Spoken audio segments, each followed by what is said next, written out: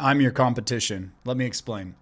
So, in a spinoff from yesterday's video where we talked about, do you actually know what you're selling? Do you know what the product is?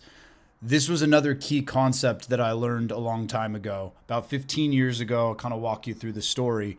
But I was in salary negotiations with one of my employees, and it was going great. And the one takeaway from it, or the one piece that had me really perplexed at the time, was who his other offer was from. And it was from a company that wasn't even in our industry.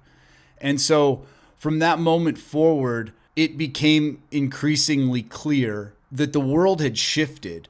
So no longer are you competing against people just in your industry. And so let me kind of apply that story to what you care about, which is your service-based business or your product or whatever. Let me give you an example.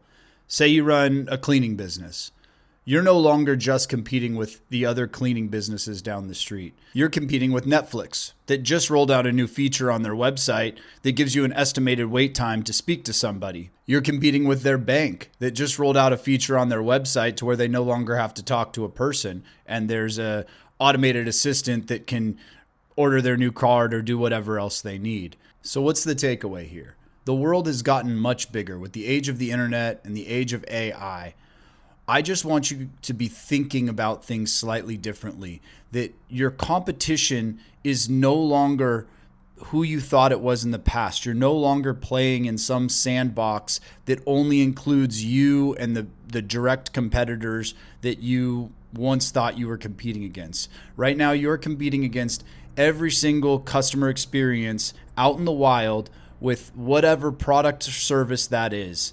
And they're now comparing you against every single one of those things. They're comparing you against the hotel stay they had the other night. They're comparing you against the waitress. They're comparing you against when they got their car washed or their hair cut.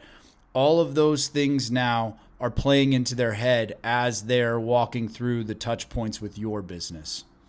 And so we'll go over this in a later video, but the key takeaway here is just to make sure that you're really marrying the operations and the delivery with the product and the service that you offer.